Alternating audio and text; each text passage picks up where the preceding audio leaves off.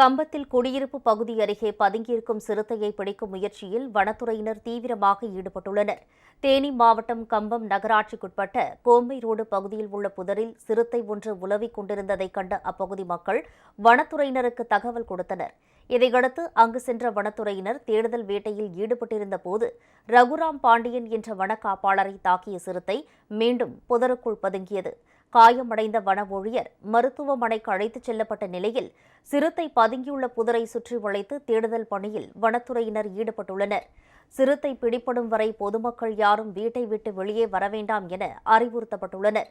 இதேபோல் ஆண்டிப்பட்டி அருகேயுள்ள சுப்புலாபுரம் மலைப்பகுதியில் இருந்து வெளியேறிய கரடி ஒன்று மலையடிவாரத்தில் உள்ள தோட்டத்தில் வேலை செய்து கொண்டிருந்தவர்களை விரட்டியதாக தெரிகிறது.